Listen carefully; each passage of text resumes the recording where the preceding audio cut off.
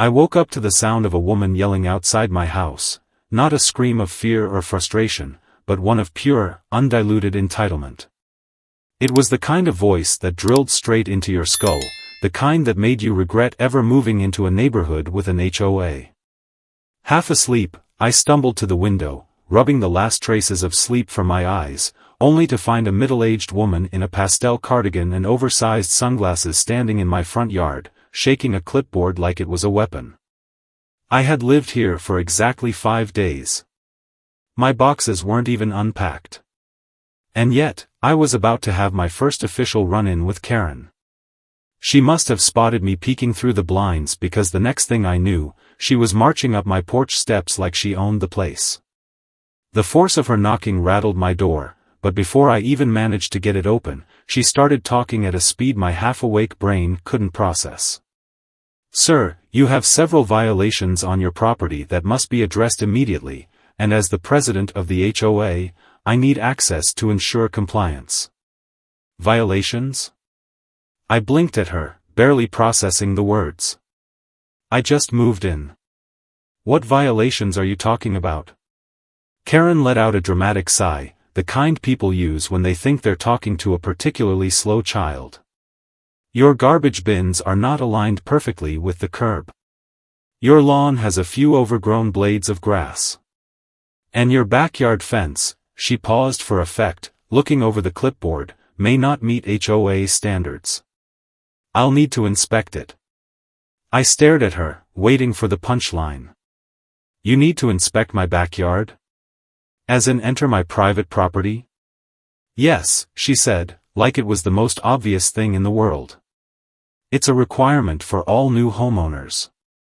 I let out a short laugh, assuming she was joking. "Yeah, that's not happening." Karen's mouth twitched. For a split second, I thought she might actually explode.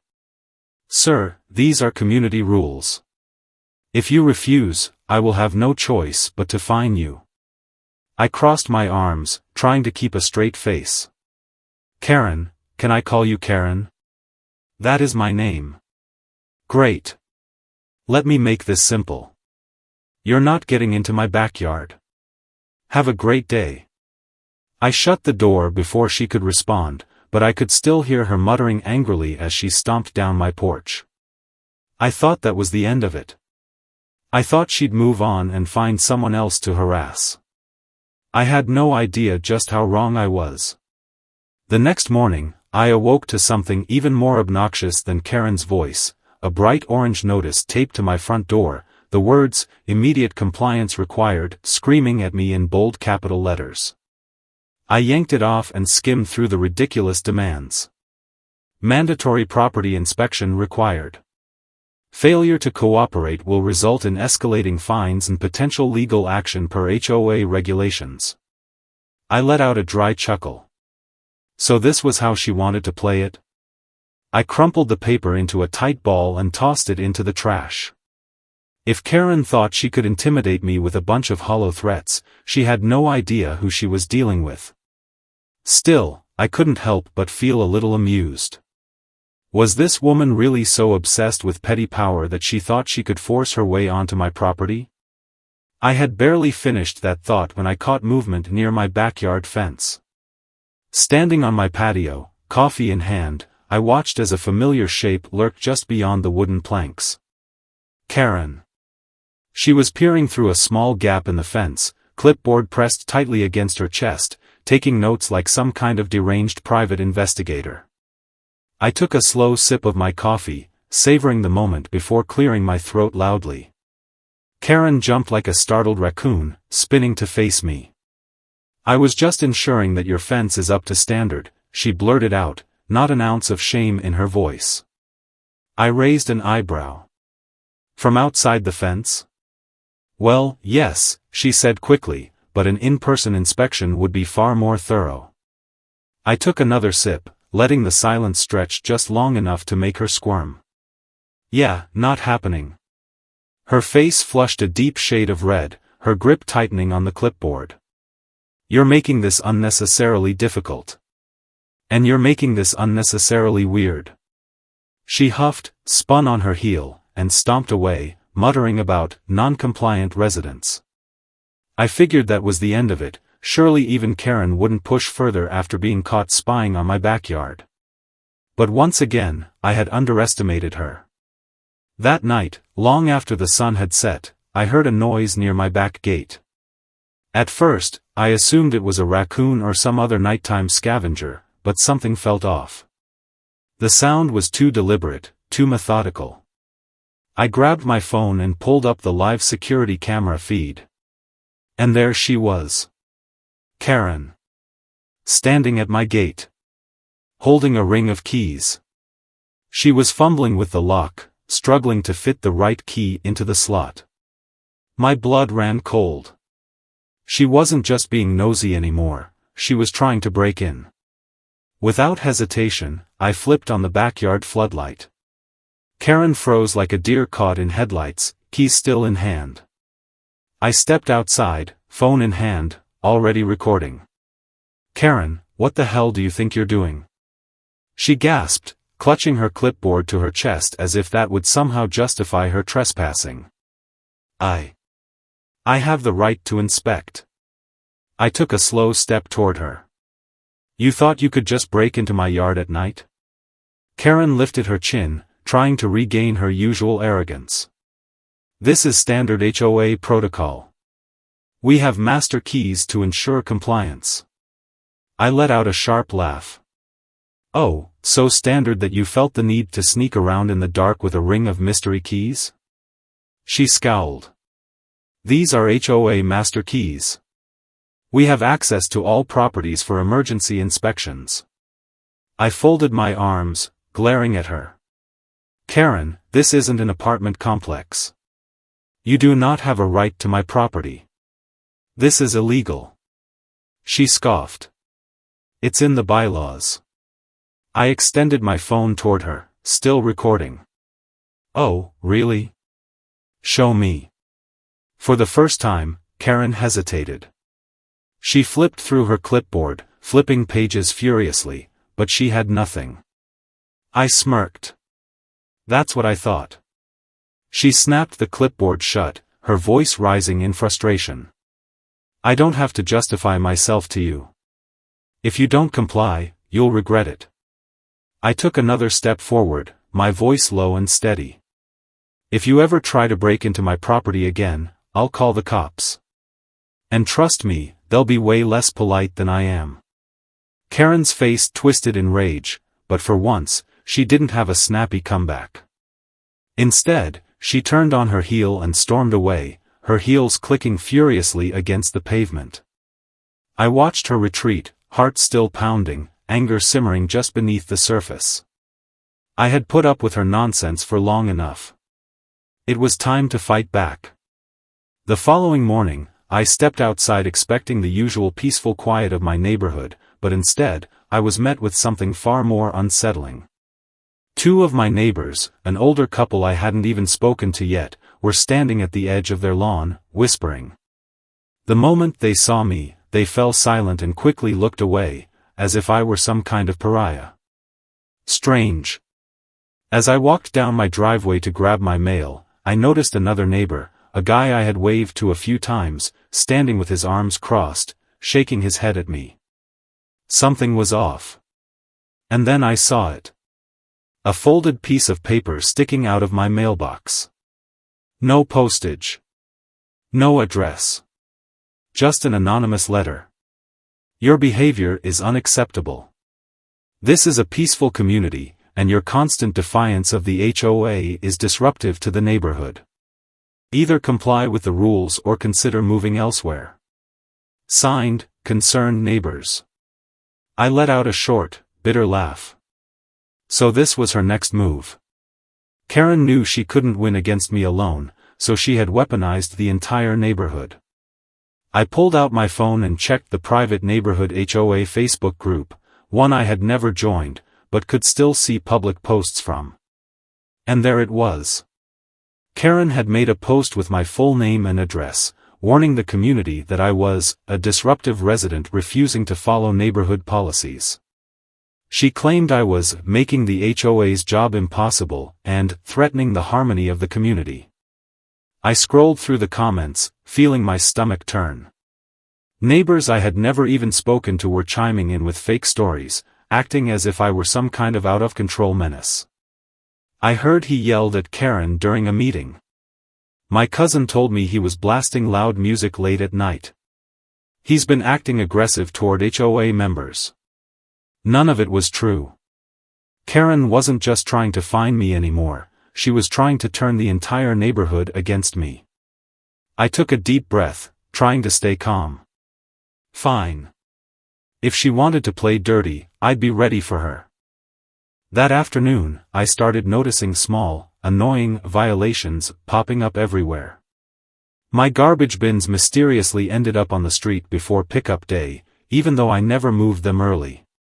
HOA regulation violated. Someone left an anonymous complaint about my porch light being too bright at night. HOA violation issued. A new letter arrived in the mail. Notice of excessive noise disturbances, this is your official warning. I barely played music. I hardly had visitors. They were making things up. And then I caught one of Karen's cronies in the act. I had stepped outside just in time to see a middle-aged man standing on the sidewalk, holding his phone up, taking pictures of my house. I walked straight toward him, forcing the biggest, fakest smile I could manage. "Nice shot," I said, waving at the camera. "Want me to pose?" The guy flinched, clearly not expecting to be caught.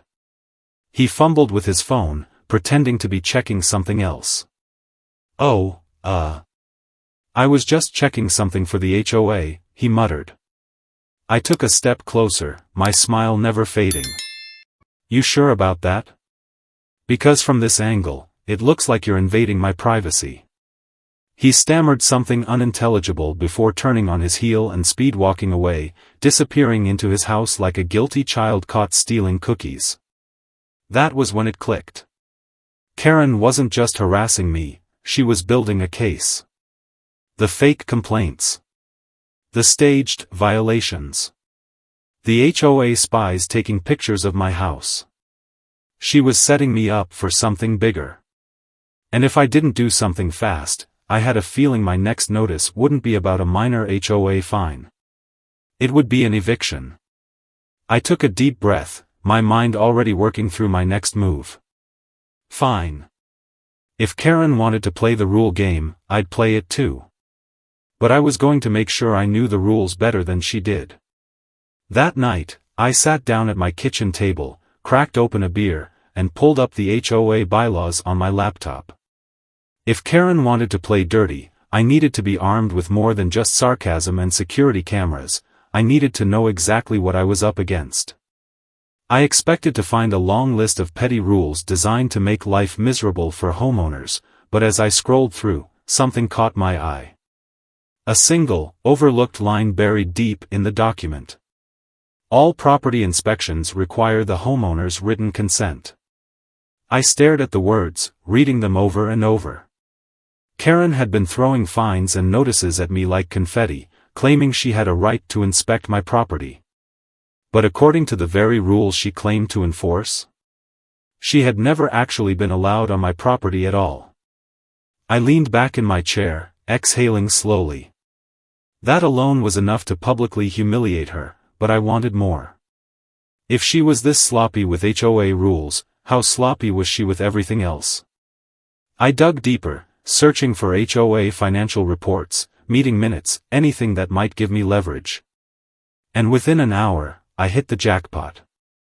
Multiple unexplained expenses were listed under community improvement projects, but when I cross-referenced them with actual renovations, nothing had ever been done. A $5,000 budget for a new playground that didn't exist. An $88,000 expense for landscaping enhancements that nobody had ever seen. And my favorite, a $6,000 charge for repainting neighborhood mailboxes. The mailboxes hadn't been repainted in years. I kept digging, following the paper trail, and then I found the biggest red flag yet. A recurring payment of $40,000 over 3 years to a company called Greenfield Consulting. Only problem? Greenfield Consulting didn't exist. No website. No business license. No tax records. It was a ghost company. And Karen had been funneling HOA money directly into it. I sat there for a moment, letting the full weight of what I had just uncovered sink in. This wasn't just petty HOA abuse. Karen was embezzling money from the entire neighborhood. And I had proof. I didn't waste time. I printed out every document, highlighted every questionable transaction, and compiled it all into a thick folder. Tomorrow night was the weekly HOA meeting. Karen had no idea that this time, I wasn't coming to argue about my fence. I was coming to burn her entire kingdom to the ground. The next evening, I arrived at the HOA meeting held at, where else, Karen's house. The moment I walked in, the room fell silent.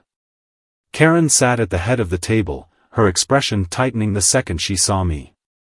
"I didn't realize you'd be attending," she said, voice dripping with forced politeness. I smiled. Figured it was time to get involved in my community. I took a seat, waiting as the meeting dragged on with Karen's usual nonsense, complaints about mailbox decorations, new fines for invisible infractions, and, of course, a proposed increase in HOA fees. And that's when I made my move. "Speaking of fees," I said, pulling out my folder, "I did a little research into the HOA's financial records, and I have some questions." Karen stiffened. "Unless you're a financial expert, I doubt you'd understand how our budget works," she said quickly. I smiled wider. "Oh, it's pretty simple." I laid out the evidence on the table. Over the past 3 years, the HOA has paid $40,000 to a company called Greenfield Consulting. The only problem? Greenfield Consulting doesn't exist. A ripple of murmurs spread through the room. Karen laughed stiffly. "That's ridiculous. We hire outside consultants all the time for legal and maintenance advice." I nodded. "Sure. Except when I looked up Greenfield Consulting, I found no business registration, no tax ID, no website, no employees. Almost like I tapped the papers, you made it up." The room went dead silent. Even Karen's most loyal followers were shifting uncomfortably now. I wasn't done. "And it gets better," I said, flipping to another page. "Because I also found records of HOA funds being withdrawn for community projects that never actually happened. Thousands of dollars vanished into thin air." I looked around the room. "Tell me, has anyone here seen the new playground we supposedly paid for?" Silence. "How about the landscaping enhancements?" More silence. Karen was visibly sweating now. She fumbled with her papers, as if she could somehow make the evidence disappear. "This is a misunderstanding," she snapped. "I'll need to review these claims before." "Too late," I interrupted, pulling out my phone. "Because I also found something else." I hit play. The security footage of Karen trying to break into my backyard played on full volume. Her face appeared on the screen, keys in hand, struggling with the lock. A collective gasp filled the room. Karen shot up from her chair, panic flashing across her face. "This is an invasion of privacy," she shouted. "You can't just film people without their consent." I grinned. "Kind of like how you can't break into people's yards without their consent?" The room exploded. People were yelling over each other. Someone at the back shouted, "This is fraud." Another person said, "We need to call the cops." Karen's control was crumbling. One of the board members, Rick Thompson, cleared his throat. "Karen, this is serious. We need answers." She looked around, desperate, but there was no one left to defend her. I leaned back in my chair. "I think it's time for a vote. A vote to remove Karen as HOA president. And this time, Even her most loyal supporters raised their hands. It was over. But Karen wasn't done yet. Because that night, as I sat back watching TV, I heard a familiar clicking sound at my backyard gate. I pulled up my security camera feed. And there she was. Karen. With a set of lockpicks. She was actually trying to break in. I grabbed my phone, hit record, and stepped outside.